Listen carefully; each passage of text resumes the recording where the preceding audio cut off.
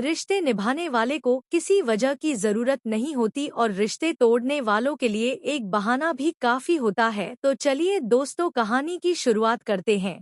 कहानी बहुत रोमांचक होने वाली है। मेरा 18 साल का नौकर राजेश हमेशा मेरे आगे पीछे घूमता रहता था। मैंने उसे छोटा समझा था, लेकिन एक दिन उसने मुझसे कहा, मालकिन मुझे छोटा समझने की गलती मत कीजिए। उस रात जब मैंने उसे देखा तो मैं आश्चर्यचकित हो गई थी, क्योंकि उस रात राजेश ने 18 साल के लड़के की तरह नहीं बल्कि 25 साल के आदमी की तरह मेरा हेलो दोस्तों, आज की इस अनोखी कहानी में आप सभी का स्वागत है। जब से राजेश मेरे कमरे सोने लगा था, तब से मेरे शरीर में बदलाव आने लगे थे। मुझे लगा था कि राजेश छोटा है और उसे कुछ समझ नहीं आता होगा, लेकिन धीरे धीरे उसके असली रंग मुझे दिखने लगे। मैंने कभी सोचा भी नहीं था कि 18 साल का लड़का मेरी तरह की 35 साल की महिला को इतना सुख दे सकता है। उसे मैं गांव से अपने घर काम के लिए लाई थी। मेरे घर में सिर्फ मैं और मेरा 2 साल का बेटा था। जब मैं काम पर जाती थी तो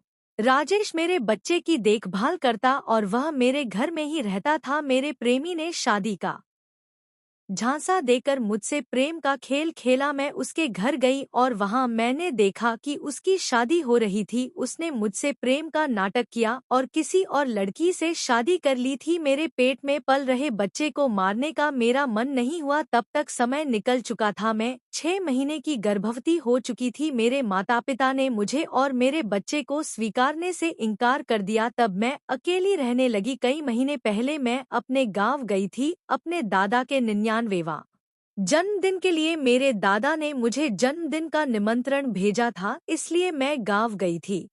मेरे बेटे को वहां सिर्फ मेरे दादा ने ही प्यार से गोद में लिया था। गौरव उनके पास खेल रहा था। तभी ऑफिस से मेरा फोन आया और मैं कुछ देर के लिए फोन पर बात करने के लिए बाहर चली गई। जब मैं वापस आई तो मेरा गौरव दादा के पास नहीं बल्कि घर के एक नौकर के पास था। मैंने देखा कि गौरव उस नौकर के पास अच्छे से खेल रहा था। मैंने अपने बच्चे को उस नौकर से लिया और वहां से जाने लगी। तभी उस नौकर ने मुझे रोका। वह कहने लगा, मालकिन मुझे थोड़ी मदद चाहिए। मुझे पैसे की नहीं बल्कि काम की जरूरत है। उसने अपना परिचय दिया और कहा, मैं राजेश हूँ। मैं इस घर में गाय भैंस के गौशाला की सफाई का काम करता था, लेकिन अब साहब गाय भैंस बेचने की बात कर रहे हैं।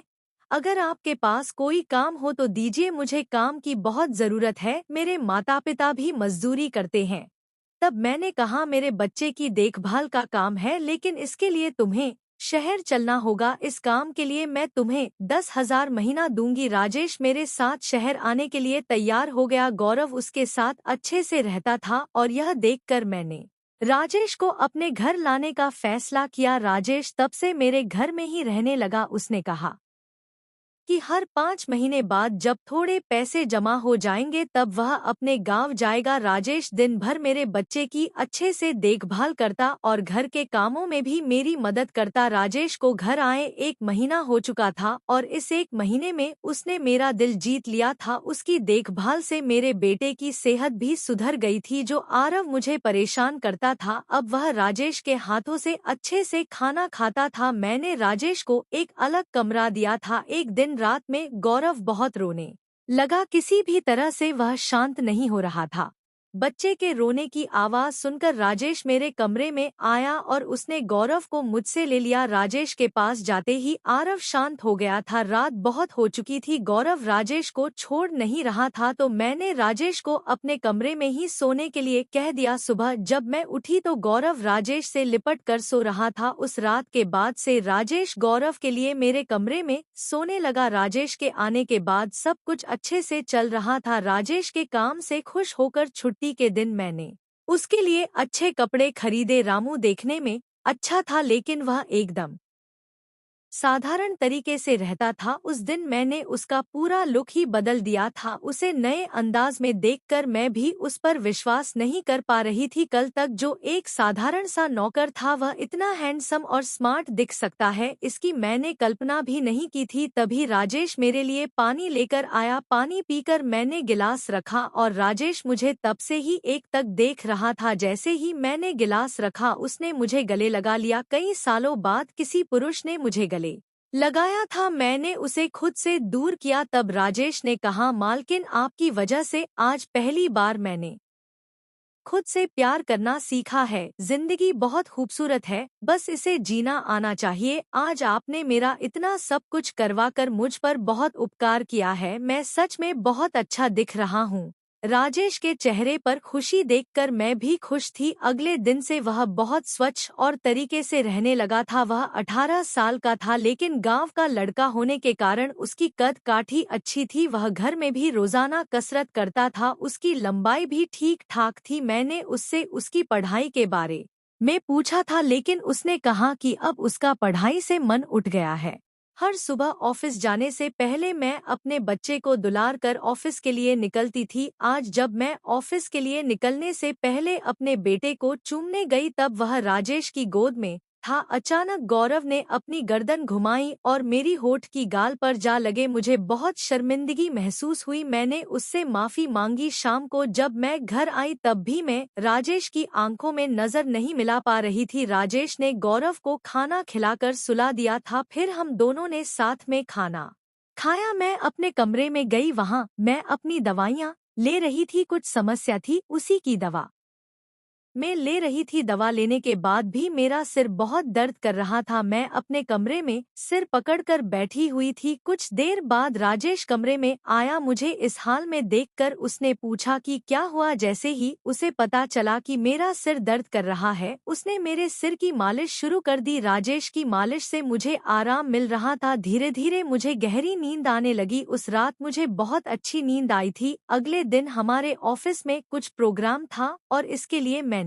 राजस्थानी लुक अपनाने का फैसला किया। मैंने लहंगा पहन लिया था। तैयार होकर जब मैं जाने लगी तो राजेश ने मुझे रोका और अंदर से काजल लेकर आया। उसने मेरे कान के पीछे काजल लगाया और कहा, मालकिन अब आपको किसी की नजर नहीं लगेंगी, आप बहुत सुंदर लग रही है। उसकी बात सुनकर मैं हंसी और चलने लगी। उस दिन शाम को जब मैं घर आई तो मेरे साथ मेरी एक सहेली और उसका पति भी आया। राजेश ने आज बहुत अच्छा खाना बनाया था। मेरी सहेली प्रियंका 5 दिन मेरे घर रुकने वाली थी। अगले 4 दिन उसका पति भी मेरे घर पर था। अगले दिन रात को राजेश ने खाना बनाया और प्रियंका और उसके पति को खाने के लिए बुलाया, लेकिन वे दोनों कमरे में ही कोल्ड ड्रिंक पी रहे थे। प्रियंका तो बहुत ज्यादा पी चुकी थी। वह खाना खाए बिना ही सो गई। उसका पति रमेश हमारे साथ खाना खाने बैठा। उसने कहा, प्रीति तुम प्रियंका से भी ज्यादा सुंदर हो। रमेश के बोलते ही राजेश उसे गुस्से से देख रहा था। खाना खत्म करने के बाद रमेश अपने कमरे में चला गया। उसके जाते ही राजेश मुझसे कहने लगा, मालकिन आपके यह कैसे दोस्त है। मुझे उस आदमी की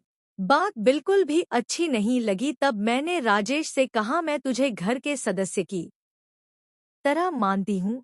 इसका यह मतलब नहीं कि तुम मेरे मेहमानों से कुछ भी कहे। तेरा काम है आए हुए मेहमानों की सेवा करना, इसलिए तू सिर्फ वही कर, बाकी मुझे कुछ सिखाने की जरूरत नहीं। राजेश को डांट कर मैं अपने कमरे में चली गई। मैंने उसे डांट दिया था, फिर भी वह मेरे लिए पानी लेकर आया। तब मैंने अपनी दवा ली और पानी पीकर सो गई। आज राजेश मेरे कमरे में सोने नहीं आया था, ऐसा मुझे लगा, लेकिन सुबह मेरी आंख खुली तो मेरे सामने प्रियंका थी। वह बहुत गुस्से में लग रही थी। राजेश को मेरे सामने लाया गया। उसके हाथ में प्रियंका की ओढ़नी बंधी हुई थी। प्रियंका ने कहा, तुम्हारे इस देहाती नौकर ने मेरे पति का हाथ तोड़ दिया है। राजेश बस सिर हिलाता रहा और बोला, मालकिन मैंने कुछ भी नहीं किया। रात को रमेश साहब नशे में थे, तभी उनका संतुलन बिगड़ गया होगा और वे गिर गए होंगे। राजेश भला रमेश साहब पर हाथ क्यों उठाएगा। प्रियंका अब भी नींद के नशे में लग रही थी, ऐसा मुझे लगा। राजेश ने मेरे लिए उन दोनों से माफी मांगी। प्रियंका और रमेश तभी वहां से चले गए। राजेश मुझसे भी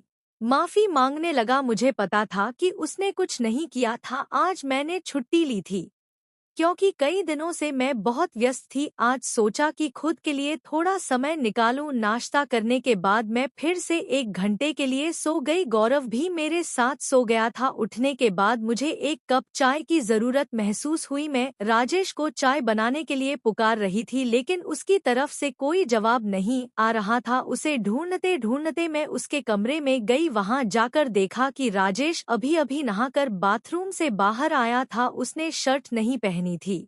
मैंने पहली बार उसे इस तरह देखा। राजेश का शरीर बेहद मजबूत था, उसका शरीर किसी सैनिक की तरह दिख रहा था। मैं उसे टकटकी लगाकर देख रही थी। कई सालों बाद मैं किसी ऐसे पुरुष को इस तरह बिना शर्ट के देख रही थी। तभी राजेश ने मुझे आवाज दी। वह मेरे सामने शर्ट पहनकर खड़ा था, फिर भी मैं अपनी सुध-बुध खोए उसे देख रही थी। उससे कहा कि मेरे लिए चाय बना दे, आज घर में ही थोड़ा खुद का फेशियल करने का सोचा, इसलिए दोपहर के समय में अपने कमरे में अपना पार्लर चलाने लगी। उस समय मैंने टी शर्ट और गाउन पहन रखा था। मैं नाखून काट रही थी। अचानक ब्लेड मेरे हाथ में लग गई। मैं चिल्लाने लगी। मेरी आवाज सुनकर राजेश दौड़ता हुआ मेरे कमरे में आया। उसने मेरे कटे हुए हाथ को देखा, वहां दवाई लगा दी। उसके हाथ बार बार मेरे हाथ पर अनजाने में लग रहे थे और उस वक्त मेरे मन में जो भावनाएं उत्पन्न हो रही थी उन्हें व्यक्त करना मेरे लिए मुश्किल हो रहा था। राजेश का हाथ जख्म पर पड़ते ही मैं दर्द से करा उठी। मुझे इस हालत में देखकर उसने कहा, मैडम अब आप बस आराम से लेट जाइए, आपको जो भी करना है मुझे बताइए, मैं आपकी मदद कर दूंगा। मैंने उसे मेरे दूसरे हाथ पर वैसलीन करने को कहा। राजेश को जैसा मैंने बताया वैसा ही किया। उसने मेरे चेहरे की मसाज भी कर दी। उसके स्पर्श से मुझे बहुत आराम मिला। आज का छुट्टी का दिन मेरे लिए आरामदायक बीता। राजेश में हर गुण भरा हुआ था, वह किसी भी काम में पीछे नहीं था। आज रात मैंने उसे मेरे कमरे में सोने के लिए मना कर दिया। दिन भर मैं घर में नहीं होती, कम से कम रात को तो मुझे मेरे बच्चे के साथ अकेले समय बिताना चाहिए। हर बार राजेश का आना मुझे पसंद नहीं था, इसलिए मैंने उसे कमरे में सोने के लिए मना कर दिया। इस तरह दिन बीतने लगे। कुछ दिनों तक राजेश के बिना गौरव रात को सो नहीं पाता था, लेकिन धीरे धीरे उसने रोना बंद कर दिया। मुझे अपने अंदर कुछ बदलाव महसूस होने लगे थे। सुबह उठते ही मेरा शरीर बहुत दुखने लगता था। अचानक यह सब क्यों हो रहा है समझ नहीं आ रहा था। कुछ दिनों में मेरी शारीरिक पीड़ा इतनी बढ़ गई कि मुझे बिस्तर से उठने की भी इच्छा नहीं होती थी। तब मैंने ऑफिस से 1 हफ्ते की छुट्टी ले ली, कुछ दिनों आराम किया, शायद थोड़ा ठीक हो जाऊं। अब पूरा वक्त गौरव राजेश के साथ रहता था। जब मुझे भूख लगती तो वह बीच बीच में मेरे पास आ जाता। आज मैं अपनी कमर पकड़कर बैठी थी। रात को राजेश पानी लेकर मेरे कमरे में आया। मेरी कमर पर हाथ देखकर उसने समझ लिया कि मुझे बहुत तकलीफ हो रही है। राजेश ने कहा, मालकिन अगर आपको कोई आपत्ति ना हो तो मैं आपकी कमर की मालिश कर देता हूँ। मेरी कमर इतनी दुख रही थी कि मैंने उसकी मालिश के लिए हाँ कर दी, इसलिए मैंने कमरे की बड़ी लाइट बंद करके जीरो बल्ब जला दिया। वह जब मालिश कर रहा था मुझे बहुत आराम मिल रहा था। मालिश करने से मेरी पीड़ा जैसे झट से गायब हो गई थी। मालिश करते समय राजेश ने मुझसे पूछा, मालकिन आपको गौरव के पिता की कभी याद नहीं आती? आप इतनी सुंदर होकर भी अभी तक अकेली क्यों है? उसके सवाल का मेरे पास कोई सही उत्तर नहीं था। मैंने उससे कहा कि शायद तुम्हारे सवाल का उत्तर मेरे पास नहीं है। उस सवाल पर वही विराम लग गया। राजेश की मालिश से मुझे अच्छी नींद आ गई थी। अगले 3 दिन बाद वह तारीख थी जब मैंने अपने प्रेमी से मुलाकात की थी। आखिर वह दिन आ ही गया। उस दिन मैंने दिन भर अपने मन को किसी न किसी काम में व्यस्त रखने की कोशिश की, लेकिन रात के अंधेरे में मुझे अपने प्रेमी की बहुत याद आ रही थी। आज वह मेरे साथ नहीं था, लेकिन वह मेरे बच्चे का पिता था। गौरव को देखकर मुझे रोज उसकी याद आती थी और आज मैं अपने भावनाओं को छुपा नहीं पाई। मैं अपने कमरे में जोर जोर से रोने लगी। गौरव पास में सो रहा था, इसका भी मुझे ध्यान नहीं रहा। मैंने आज अपनी दवाइयां भी नहीं ली थी। राजेश पानी लेकर मेरे कमरे में आया। मुझे रोते हुए देखकर उसने मुझे पानी पिलाया। जब मैं शांत हुई तो उसने मुझे दवाइयां दी। मेरी रोने की आवाज से गौरव हल्का हिलने लगा। वह जाग ना जाए इसलिए राजेश मुझे अपने कमरे में ले गया। वहां जाकर मैंने उसे कसकर गले लगा लिया। ऐसा लग रहा था कि मैंने अपना होश खो दिया था। मेरा रोने का कारण सुनकर राजेश भी शांत हो गया था। वह लगातार मेरे आंसू पहुंच रहा था। रोते रोते मैंने उसका कंधा पकड़ लिया। धीरे धीरे मैंने उसे और करीब खींच लिया। मैंने उससे कहा, राजेश आज की रात मैं तुम्हारे साथ बिताना चाहती हूँ। तब राजेश ने कहा, मालकिन मैं अभी छोटा हूँ, मुझे कुछ भी नहीं आएगा। उसकी बात सुनकर मैंने उसे और पास खींच लिया। उस रात में उसके कमरे में थी, लेकिन सुबह जब मैं उठी तो वह मेरे पास नहीं था। उसकी शर्ट वहीं पड़ी हुई थी। जब मैं बाहर गई तो मैंने देखा कि राजेश मेरे बच्चे को दूध और बिस्कुट खिला रहा था। मुझे गौरव का ख्याल नहीं आया था, लेकिन राजेश ने नहीं बुलाया। उसने हम दोनों माँ बेटे को खुश कर दिया था। रात की थकान के बाद मैं सुबह देर से उठी थी। दिन भर राजेश ने मुझसे नजरें नहीं मिलाई। आज प्रियंका मुझसे मिलने घर आई थी। वह राजेश की तरफ देख भी नहीं रही थी। राजेश ने उसे पानी दिया और कमरे से बाहर चला गया। थोड़ी देर बातें करने के बाद प्रियंका जाने लगी। जाते समय उसने मुझसे कहा, जितनी जल्दी हो सके अपने नौकर को यहाँ से निकाल दो। वह दिखने में जितना मासूम लगता है उतना है नहीं। उसकी बात का मैंने खास ध्यान नहीं दिया।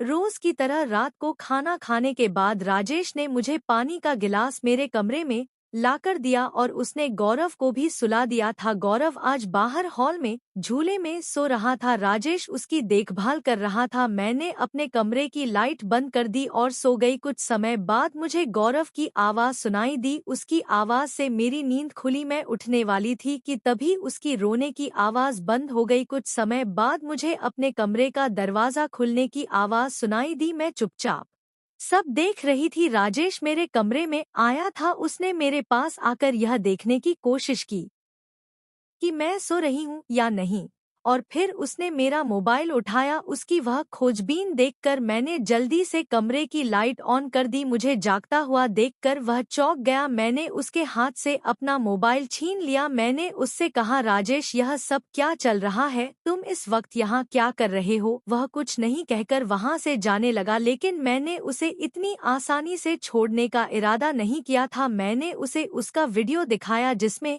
वह प्रियंका के बॉयफ्रेंड पर हाथ उठा रहा था। उस दिन रमेश के मोबाइल का कैमरा गलती से चालू रह गया था और उसमें उनकी हाथापाई रिकॉर्ड हो गई थी। सुबह जब प्रियंका मुझसे मिलने आई थी तब उसने मुझे वह वीडियो दिखाया था और तब से मैं राजेश पर नजर रख रही थी। राजेश, तुमने झूठ क्यों बोला? तुमने रमेश पर हाथ क्यों उठाया? तब उसने कहा, जो भी आप पर बुरी नजर डालेगा उसके साथ मैं यही करूंगा। मालकिन, उस रात जब रमेश नशे में था वह आपके कमरे में आया था। वह आपके साथ कुछ गलत करने की कोशिश कर रहा था और इसीलिए मैंने उस पर हाथ उठाया। राजेश की बात सुनकर मैंने कहा, ठीक है, मैं तुम्हारी बात मानती हूँ, लेकिन तुम मुझे नींद की दवा क्यों दे रहे थे? आज मैंने तुम्हें मेरे पानी में दवा मिलाते हुए देखा है। तुम्हारी नजर मुझ पर थी और तुम जो चाहते थे वह मैंने तुम्हें दे दिया है। अब अपना हिसाब करो और गांव निकलो। मेरी बात सुनकर राजेश बोला, मालकिन, आप जैसा सोच रहे हैं वैसा कुछ भी नहीं हुआ है। कल रात मैंने आपके साथ कुछ भी गलत नहीं किया। मैंने आपके पानी में नींद की दवा मिलाई थी जिससे आप मेरे पास आते ही सो गई थी और मुझे आपके साथ कुछ भी गलत नहीं करना था। कुछ दिन पहले मैंने आपको रात में फोन पर बात करते हुए देखा था। मैंने आपकी बातें सुनी थी। आप फिर से अपने उस प्रेमी से मिलने की तैयारी कर रही थी। आपकी मुलाकात आपके ही घर में तय हुई थी। मुझे यह सब पता था आप उससे ना मिले, इसलिए मैं आपको रात में नींद की दवा दे रहा था। वह व्यक्ति अब भी आपको धोखा दे रहा है। वह आपसे झूठ बोल रहा है। वह आपके बच्चे को आपसे छीनने के लिए आपके करीब आ रहा है। उसकी पत्नी को बच्चा नहीं हो सकता, इसलिए वह आपके पास आ रहा है। उसने अपनी पत्नी को तलाक नहीं दिया है। वह आपसे झूठ बोल रहा है। राजेश, तुम हो कौन? तुम्हें यह सारी जानकारी कैसे मिली? तब उसने कहा, आपके दादाजी ने मुझे आपका फोटो दिखाया था। मुझे आप पहली नजर में ही अच्छी लगी थी, लेकिन दादाजी ने यह भी कहा था कि आप शादी के खिलाफ है। तब मैंने उनके साथ मिलकर यह प्लान बनाया। आपके दिल में अपनी जगह बनाने के लिए मैं यहाँ आया था, लेकिन यहाँ आने के बाद मैंने देखा कि बहुत से लोग आप पर बुरी नजर रखते हैं,